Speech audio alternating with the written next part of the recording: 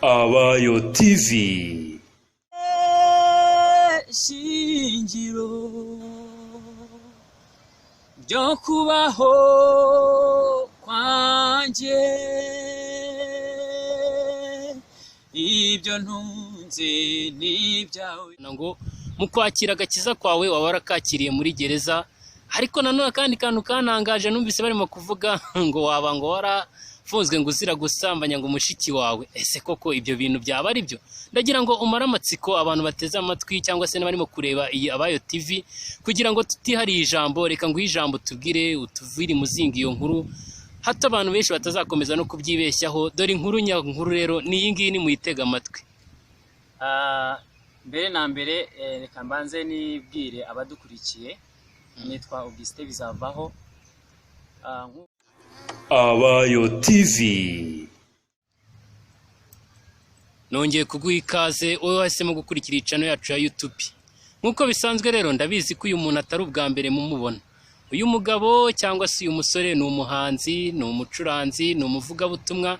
Mbese ubushize raturirimbiye atubwira ibintu byinshi cyane, ariko uyu munsi mwagiye munsaba ko namugarura ndetse ngo mukamenya amateka ye, mukamenya n'ubuhamya bwe. Rero ntatinze reka mbanze mwakire muri studio za Abayo TV atangira nabibwira. Mukozi w'Imana tuguhaye ikaze. Murakoze cyane kunyakira, Imana ibamugisha. Aha, ndabona rero nta magambo menshi koko, ariko rero uraza kuvuga wabyanga wabyemera kuko iyo wageze muri studio amatsika agomba gushira. Aha ngaha rero mba mpari ndimo kubariza rubanda cyangwa se ibyo abantu bakwibazaho ni byinshi. Ejo bundi mu minsi ishize hari ubwo nari ndi ku mbuga nkoranyambaga nsanga amakuru arimo gucicikana ngo mukwakira agakiza kwawe waba warakakiriye muri gereza. Ariko nanone kandi kantu kanangaje numvise barimo kuvuga ngo waba ngo warafunzwe ngo uzira gusambanya ngo mushiki wawe. Ese koko ibyo bintu byaba ari byo? Ndagira ngo umara amatsiko abantu bateze amatwi cyangwa se n'abarimo kureba iyi Abayo TV kugira ngo tutihariye ijambo, reka ngo ijambo tubwire utuviri muzingi iyo nkuru hato abantu benshi batazakomeza no kubyibeshyaho. Dore inkuru nyankuru rero ni iyi ngiyi, ni muyitega amatwi. Mbere na mbere reka mbanze nibwire abadukurikiye, nitwa Augustin Bizavaho.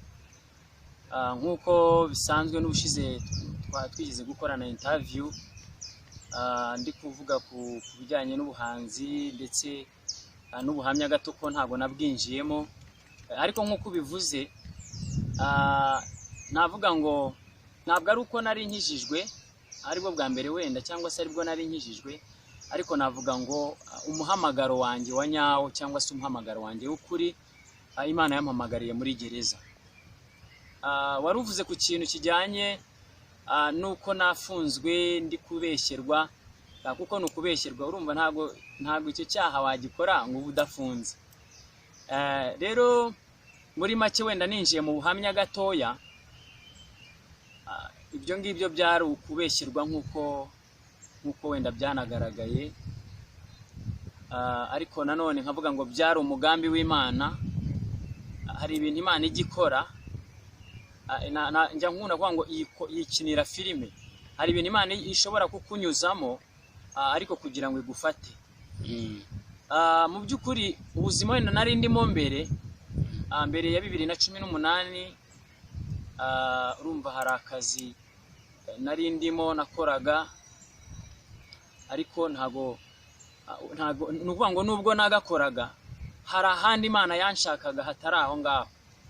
Bivuze ngo iyo Imana ishaka kuguhamagara cyangwa se ishaka kugutuma cyangwa ishaka kugukoresha, hari ahantu ugomba kuba uri, hari umwanya ugomba kuba urimo kugira ngo Imana igukoreshe. Rero uwo mwanya iyo utawurimo ukaba wibereye mu bindi, bisaba kwihagukura. Ishobora kuhagukura mu buryo rero bunyuze mu nzira zitari nziza, ndetse ukaba wababara, ukaba wanakomereka, ariko atari ukugira ngo upfe, ari ukugira ngo ahubwo igukize. Dawidi niwe wabivuze muri Zaburi 118, aravuga ngo Uwiteka yampaye igihano cyane, ngo ariko ntiyampaye urupfu.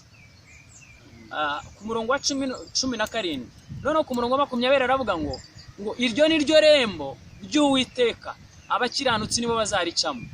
Bivuze ngo ahantu Imana ishaka kugukura ahantu habi, wari uri ahantu habi cyane, kugira ngo ikuzane mu mwanya wa hari amarembo ibanza ikagucishamo.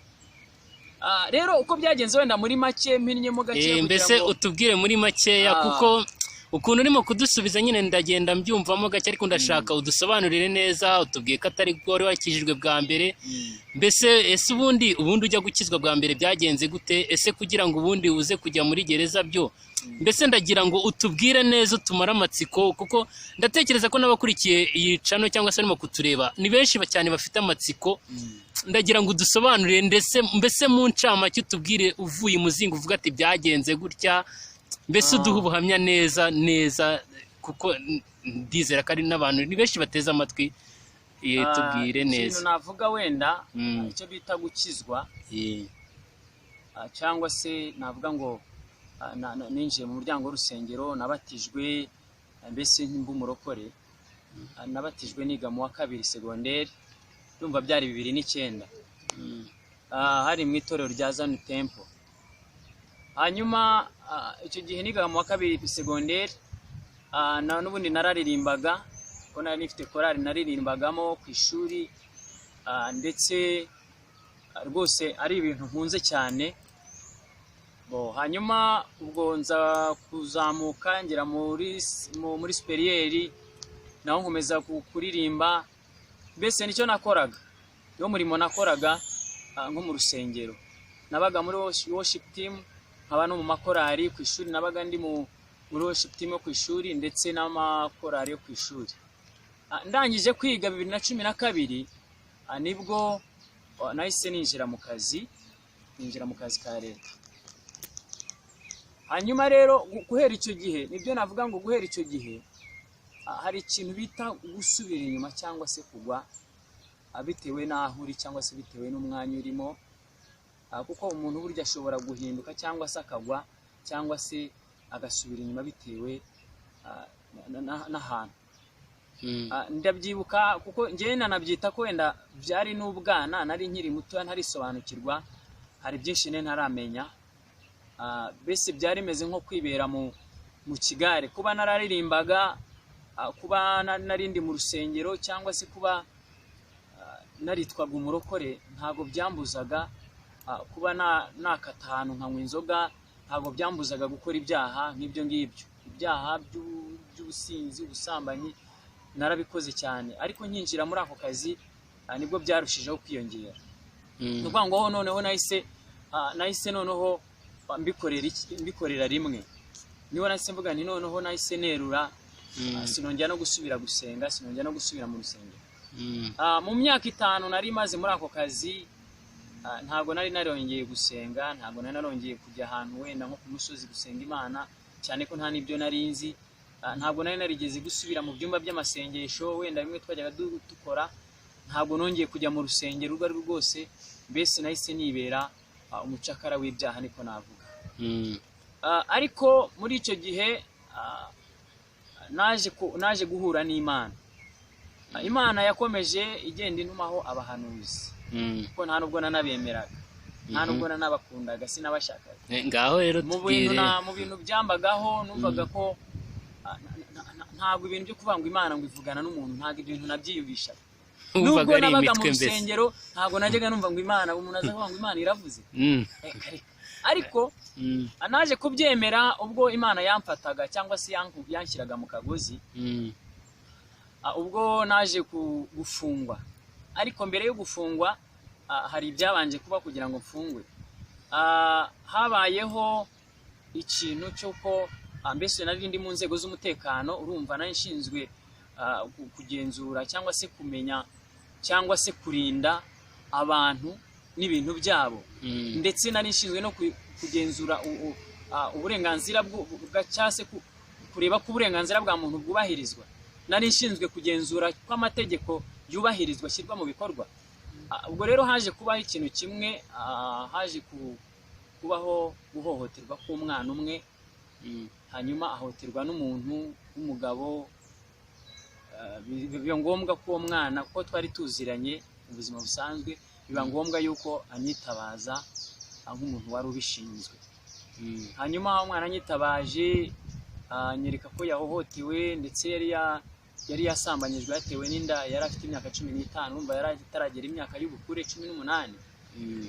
Urumva ko ibintu byari biri mu nshingano zanjye, nagombaga kugira gute, nagombaga kumufasha cyangwa se kumurengera. Hanyuma icyaje kubaho nuko naje kushaka umuntu wamuhohoteye, agafatwa, agafungwa. Hanyuma rero nyuma yo gufungwa haje kubaho ikintu nakwita ngo ni akagambane, niko wenda twabyita no muri terime yo mu rukiko cyangwa se mu mategeko, ni icyo bita akagambane kagamije kwihimura. Icyaje kubaho ni iki, nuko umuryango w'uyu mugabo cyangwa se uyu musore wasambanyije uyu mwana, haje kubaho ikintu babanje kugerageza, ariko urumva jewe ntago nari mbizi, nari nibereye mu kazi. Babanje kugerageza umwana ngo barebe ko umwana bamuha amafaranga cyangwa se bamuhendahenda kumufasha kugira ngo abe yafunguza uwo mugabo. Ariko biranga kubera ko ntago byari gukunda. Rimwe na rimwe umwana yigeze no kubimbazaho, mubwira ko ibyo bintu bidashoboka, kuko umwana mutoya ufite imyaka itaragera ku 18 ari mutoya, nukuvuga ngo batarifatira imyanzuro. Nukuvuga ngo uwo mwana aba ari umwana wa leta. Nukuvuga ngo nta negociation ishobora kubaho nta negociation ishobora kubaho kuri mineri, ku mwana mutoya. Ubwo rero ibyo ngibyo byose wenda hari naho bagiye bajya kubaza mu mategeko, kuko hari n'abantu bigeze kujya kureba ngo barababaza niba bishoboka, bababwira ko bidashoboka. Urumva ko bo bahise bumva yuko bidashoboka, uwo mugabo atafungurwa, agomba gufungwa, agomba guhanwa. Ariko none baravuga bati ntabwo twebwe yafungwa wenyine, nuriya tugomba gukoresha uburyo ki nawe bagomba kujyana. Nkuko byaje kugaragara rero, hari message bagiye bohereza uwo mwana, kuko uwo mwana njya kumutangira ikirego anagiye mvuga ko ari mushiki wanjye. So ni nayo mpamvu wenda ushobora kuba wavuze ngo mushiki wanjye, ngo uko nasambanyije mushiki wanjye. Hanyuma rero byaje kubaho, baza gushaka amayeri yose ashoboka, uburyo bwose bushoboka, nibwo navuga ngo naguye muri uwo mutego. Ubwo rero haje kubaho ikintu cyo kubwira umwana bati rero nubwo uwaguteye inda afunze, ubwo ni famiye y'uwo mugabo, bakomeje kugenda bashaka kwereka urukundo uwo mwana. Ariko mu by'ukuri ku buryo babimwerekagamo nk'umuntu bireba, nawe ari wowe wabonaga yuko wenda uwo mwana batamutererana bitewe nuko wabonaga ko ateye n'impuhwe. Ubwo rero bamuje kumushuka bamubwira bati twebwe dushaka kugufasha, nubwo waguteye inda afunze, ariko umwana utwite ni amaraso yacu, twagufasha. Umwana arabyakira ndetse aranabyishimira. Noneho aza no kumamagara arabimbye, kuko yarabati niwe wangira inama, kubera ko famiye ntago bari kumwe na famiye ye, yabaga ahantu atari muri famiye, ariko famiye yiba mu ntara.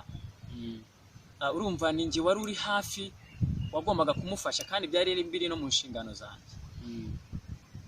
Hanyuma rero haje kubaho ikintu cyo kumushuka ko bashaka kumufasha,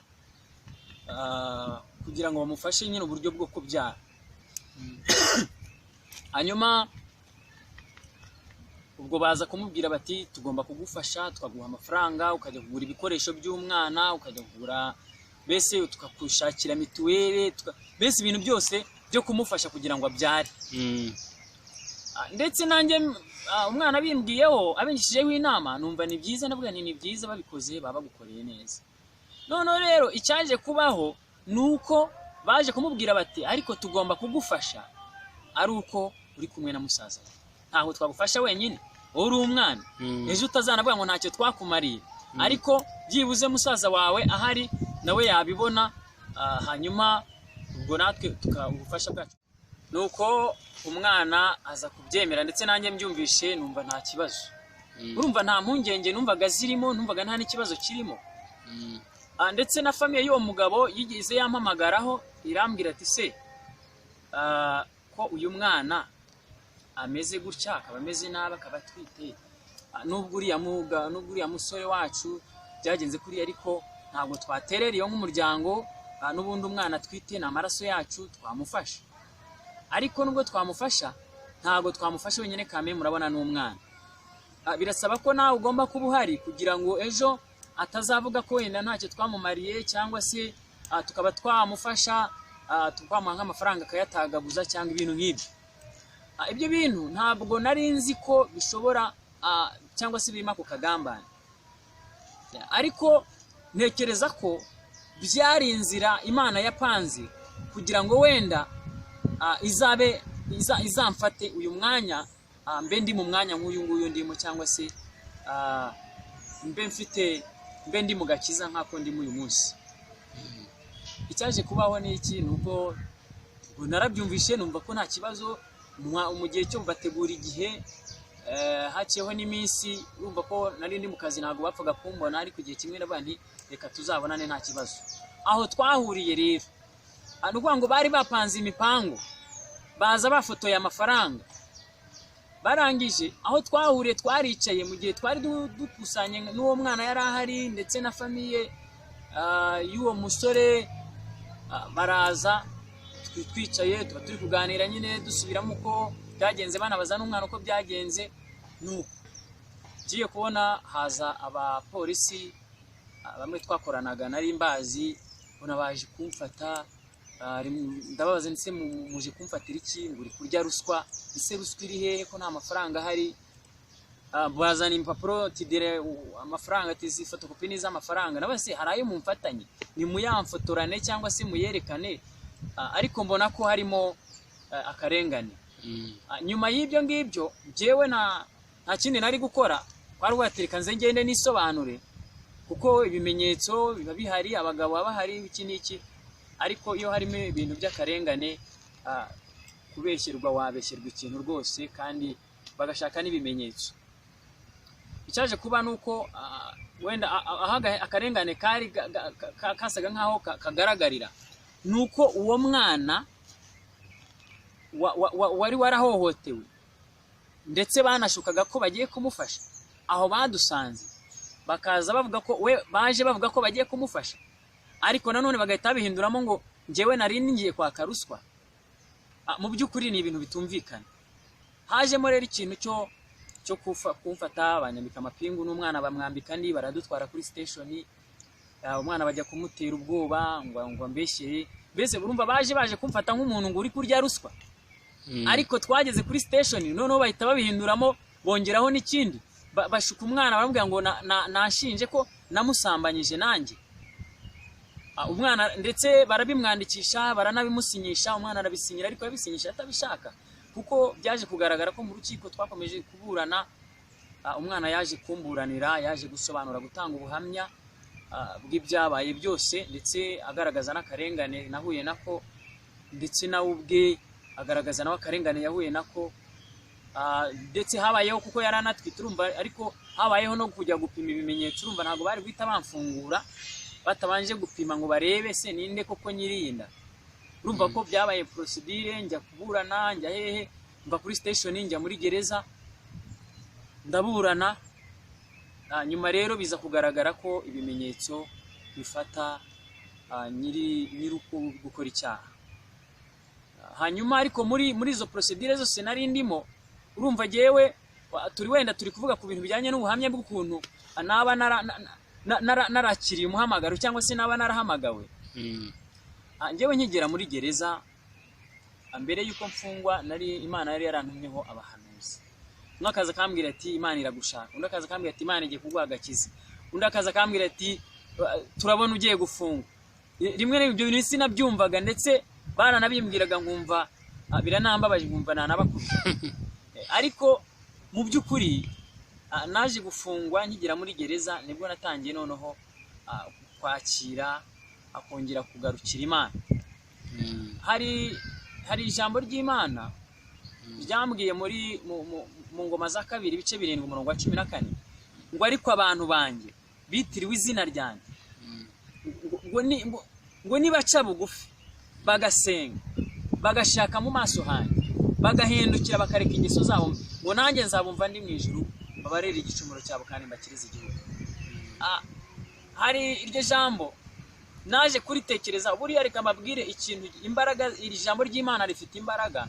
Nubwo wagwa nubwo wasubira inyuma, ariko hari ahantu ushobora kugera ijambo wamenye rikaguha ibyiringiro, rikagufasha, ijambo wamenye rikagira aho rigukura naho rigushyira.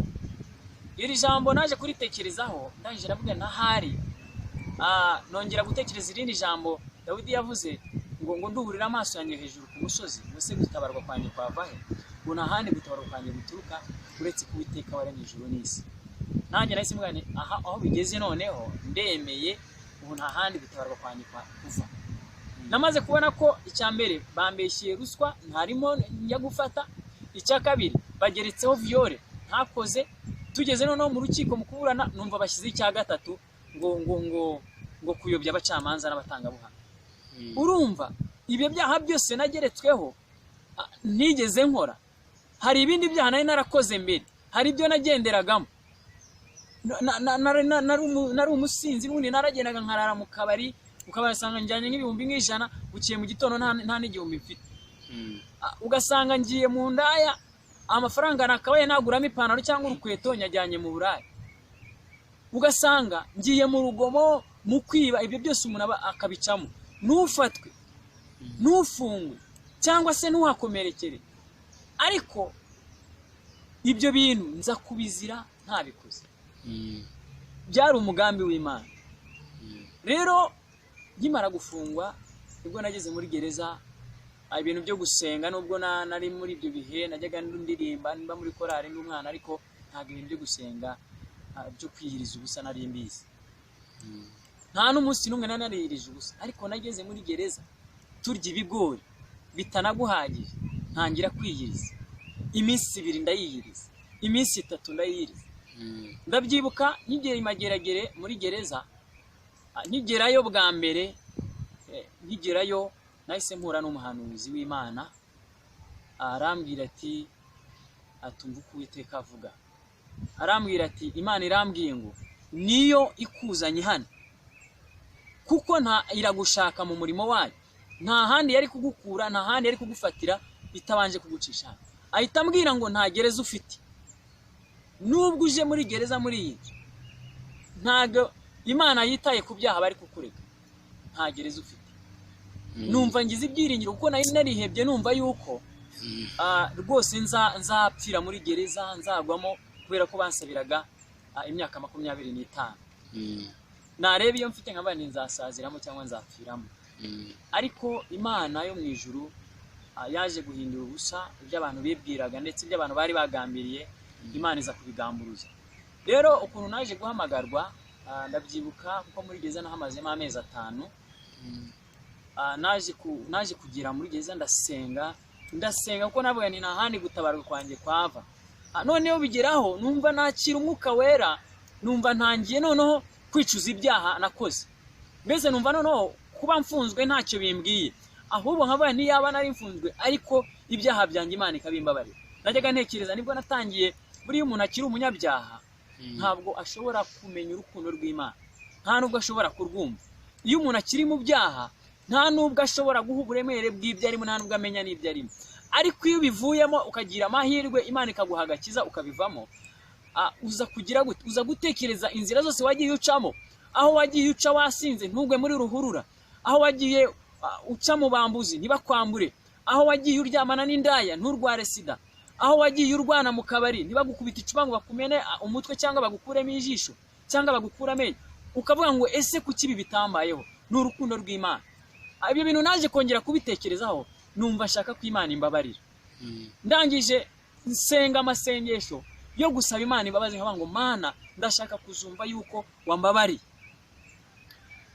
Igihe kimwe ndabyibuka hari 9 z'ijoro, twajyaga tubyuka tugakora za niba turi 10, 11, ariko jye nabyutse 9. Nubwo bitari byemewe ariko nabisabye abasekirite bo muri gereza barabinyemerera. Ndagenda njya mu ihema ahantu twajyaga dusengera, ndangije ndasenga, ndapfukama hasi ndasenga, ndyama hasi mu mukungugu ndasenga, navuga ngo Mana ndashaka kumbabarira ibyaha byanjye. Ibyo kuvuga wenda ngo ndashaka gutaha cyangwa se ndashaka gufungurwa, byo ntabwo ibyo bintu byari bikindi mu mutwe wanjye.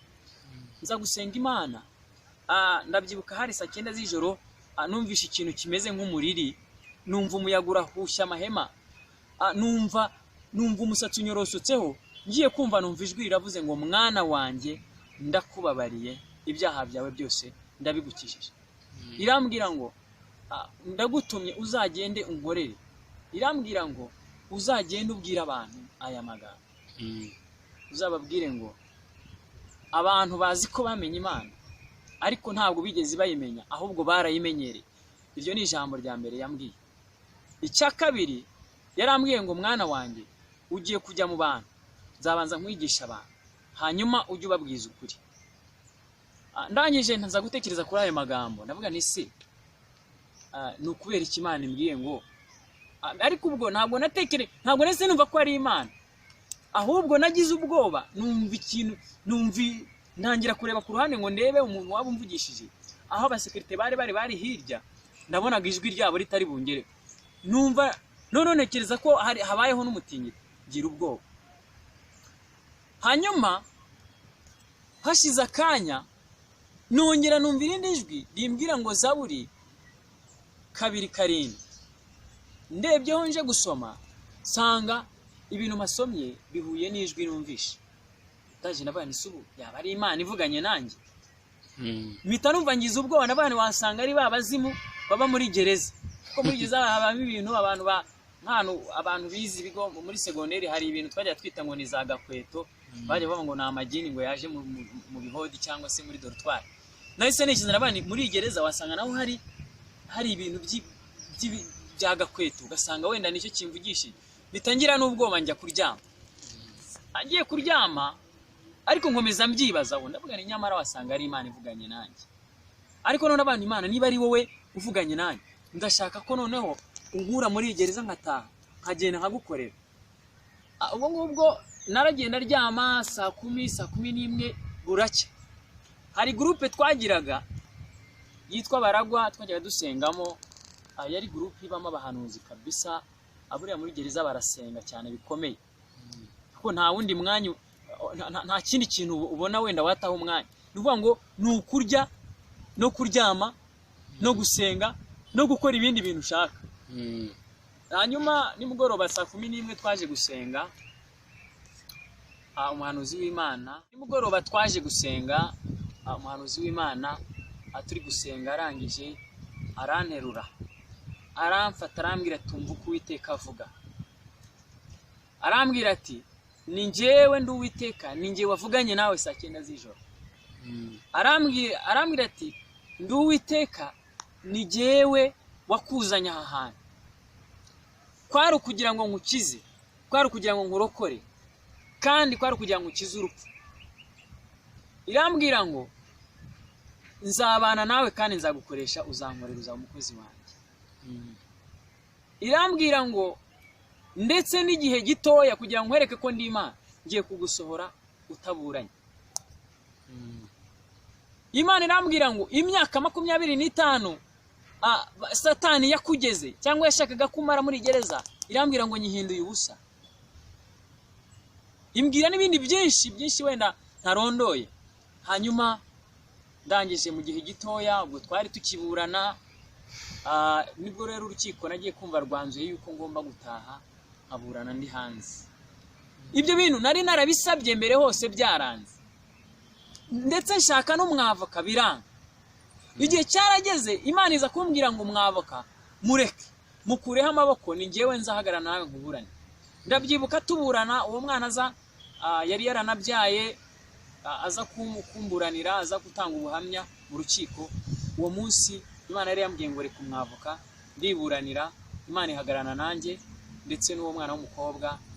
Hanyuma arabisobanura byose, urukiko rutarwanzura ko ngomba gutaha. Nza gutaha. Ibindi bimenyetso byose twagiye gupima, bagiye gupima ADN, nge n'uwo mugabo wundi wamuhoteye, ngewe nabaga hanze naratashye. Bagiye gupima basanga ADN iramufata, basanga n'ubundi umwana n'uwe. Hanyuma Imana indengera gutyo. Ubwo rero hanyuma y'ibyo ngibyo, ikintu wenda nashaka kubwira abantu, nashaka kubabwira ngo Imana yagushatse ntago yakubura. Nagira ngo mbabwire ngo mbwira abantu njyewe naciye mu bintu bikomeye muri icyo gihe nari naraguye cyangwa se nari narakizwa narahamagarwa n'Imana. Hari ibintu byinshi nk'urugero nabaha ahantu Imana iba yaragiye ikura umuntu, urukundo rw'Imana ruba rwaragiye rukurikira umuntu nubwo yaba ari mu byaha. Ndabyibuka rimwe nari nasinze, nabaga icyo gihe nakoreraga Kacyiru, nabaga ku Gisozi. Icyo gihe ndabyibuka nari nagiye ahantu mu kabari mu inzoga n'abandi bantu turasinda, nywa kanyanga ndasinda. Nari ntashye hari nko masaa 4 n'igice saa 5. Nari mfite telefone nini ingana nk'iyi ngiyi, ndetse n'amafaranga menshi avuze umubare nari nyafite mu mufuka.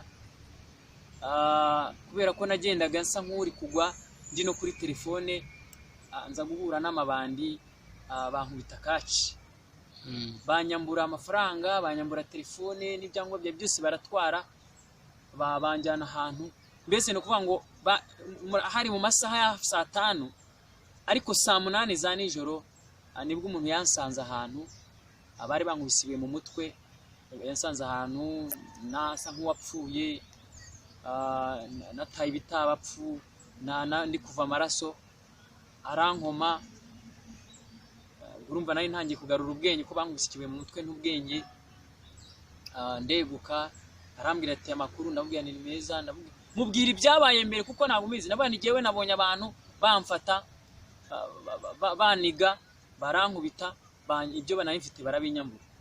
Nyuma y'icyo gihe uwo muntu yaramfashe anjyana kwa muganga, ndetse mpamagara no ku kazi mbabwira ko nahuye nawe n'ibisambo, baramfasha ndakira. Hari ikindi gihe hari nk'ubundi buntu utundi tuntu nagiye nkora, nkajya nko mu kabari. Icyo gihe twaje kwimuka tujya Kimironko, niho nakoreraga. Ndabyibuka twajya tujya kunywa inzoga muri korodoro, aho bita muri korodoro, aho bita za Zindiro, aho bita mu Migina, ahantu haba abasinzi haba indaya. Aho hantu nagiye majya nkasindira nkarwanira, nkakora intambara ikomeye. Rimwe na rimwe ndabyibuka, nuvuga ngo iyo polisi itazaga cyangwa military yarazaga, ndajya nkora intambara zikomeye, ariko ibi byose Imana ikabindindiramo. Ntihagire unkubita icupa, ntihagire ugira gute. Hari aho twajyaga tujya kwiba, umuntu akaba yajya kwiba agatega abaturage akabambura, cyangwa se ukajya kwiba abantu ku ngufu, ibintu nk'ibyo ngibyo witwaje icyo uri cyo wenda, cyangwa se ukarenganya abantu. Ibyo byose ntihagire icyuba. Rero ndi kubwira abantu ngo hari ikintu reka nkubwire, twese Yesu Kristo yaje kudupfira hano ku isi, ndetse yaje guha buri wese agakiza ugashaka. Ariko najya mbabwire ngo hari icyo bita guhamagarwa, cyangwa se hari icyo bita umuhamagaro. Imana ishobora kuguhamagara iyo igufiteho umugambi, ushobora guca mu bintu bikomeye ariko ntibigire icyo bigutwara, kubera ko hari umugambi w'Imana ukuriho. Kandi Yesu impamvu yabwiye abantu ngo ntimugacire abantu urubanza, iriya ndayi ubona ibiri hariya ku muhanda itega, uriya musinzi ubona ugenda winyarira mu muhanda, uyu musazi ubona ugenda mu muhanda ugenda yinnyaho cyangwa yinyaraho, nagira ngo nkubwire ngo Imana ishobora kumukura hariya ahantu, ikamukura muri biriya bintu, ikamukiza, ikamugira umukozi wayo, ikamuhindura. Hari indirimbo abarokore njya nkunda bakunda kuririmba ngo ikura umuntu muri puberi, bikamukarabya, ikamusiga, ikanamwambika. Nagira ngo mbwire abantu ngo Imana dusenga ni Imana ibasha gukarabya umuntu, ikamukura mu isayo y'ibyaha, ikamukura mu isayo ya karande, ikamukura mu mivumo yo mu miryango, ikamukura ahantu habi, ikamukarabya, ikamusiga, ikanamwambika, ikamugira umukozi wayo, ikamugira umuhanuzi, ikamugira umuntu muzima. Njyewe mureba ahantu narindi ntabwo hari heza. Iyo nshubije amaso inyuma nkareba ibyo nagenderagamo, cyangwa nkareba ibyo nari ndimo, ubuzima nari ndimo, nkareba nubwo ndimo uyu munsi, ndambura amaboko nka Imana icyubahiro. Rero ubwo nibwo buhamya bwanjye, wenda mu ncamake bujyanye n'inzira y'agakiza, cyangwa se bijyanye n'inzira y'umuhamagaro wanjye. Niyo ngiyo. Uyu munsi ndi umukozi w'Imana, ndi umuvugabutumwa, ndi umuhanzi, n'ibindi byinshi bitandukanye Imana inkoresha. Ubu narayemereye. rero ubu ngubu rero nta kandi kazi nkora ndi gukorera Imana. Murakoze cyane rero abakomeje gukurikira Abayo TV, ngira ngo noneho Augustin bizavaho muramusobanukiwe, ariko rero nyine nk'umuhanzi ntago namurekura aturirimbiye da. Rwose ngewe ntago nshaka kuza kuvuga byinshi, ahubwo ndagira ngo muri aka kanya musabe akaririmbo yumva kaba kamukora ku mutima abe yakadutura, ndetse namwe abakurikiye Abayo TV mubashe kuryoherwa nako. Rero umwanya n'uwawe Augustin bizavaho, watangira ukaturirimbira, ukaririmbira Imana, ugakorera Imana nyine nk'uko yaguhamagaye. Ijambo ni iryawe. Mbere yuko wenda naririmba indirimbo, nagira ngo mbanze mbarangiraho izo ndirimbo zanjye mushaka kuzikura. Yego. Kuko maze gukora indirimbo 3 audio. Hari yitwa Ibasha Gukora, hari yitwa Bizavaho, hari n'iyitwa Ndagarutse. Izo mwazisanga kuri channel yanjye ya YouTube yitwa Bizavaho TV. Nizo ndirimbo ziri, ndetse hariho n'ibindi bibwiriza, hariho n'ubuhamya bwanjye mwabubonaho. Hanyuma reka mbaririmbira indirimbo yitwa Ibasha Gukora Biruta Cyane. Nuko ibasha gukora ibiruta cyane ibyo dusaba nibyo twibwira, nk'uko imbaraga zayo zidukoreramo, cyubahiro ni cyayo ibihe byose. Nuko ibasha gukora ibiruta cyane ibyo dusaba nibyo twibwira, nk'uko imbaraga zayo zidukoreramo, cyubahiro ni cyayo ibihe byose. Imana dusenga ntabwo ari izuba, Imana dukorera ntabwo ari ukwezi, ni Imana igivuga ibyivuze bikaba, ni Imana itegekayo bigakomera. Imana dusenga ntabwo ari izuba, Imana dukorera ntabwo ari ukwezi, ni Imana igivuga ibyivuze bikaba, ni Imana itegekayo bigakomera. Ibwira Gideyoni iti wa munyembaraga we, haguruka ujye gukiza Abisiraheli, nzaba ndi kumwe nawe ku rugamba, uzanesha Abamidiyani uneshe umuntu umwe. Ibwira Gideyoni iti wa munyembaraga we, haguruka ujye gukiza Abisiraheli, nzaba ndi kumwe nawe ku rugamba, uzanesha Abamidiyani uneshe umuntu umwe. Imana dusenga ntabwo ari izuba, Imana dukorera ntabwo ari ukwezi, ni Imana igivuga ibyivuze bikaba, ni Imana itegekayo bigakomera. Amen. Nukuri rwose ndafashijwe, kandi Imana iguha umugisha cyane mukozi w'Imana Augustin bizavaho. Mwabyumvise, ngira ngo mwumvise ko afite channel yitwa Bizavaho TV, ubwo wifuje kugira n'icyo umubaza.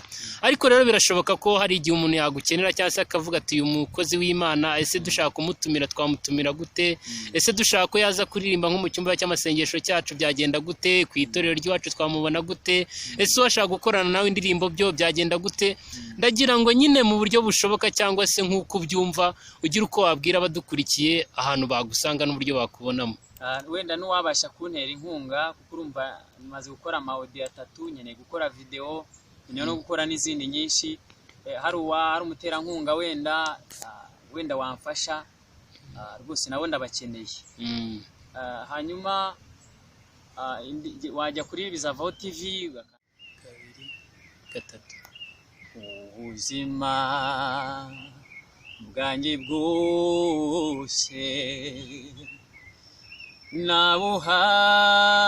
nabuhariwe wowe, kuko ni wowe shingiro ryo kubaho kwanjye. Ubuzima bwanjye bwose nabuhariwe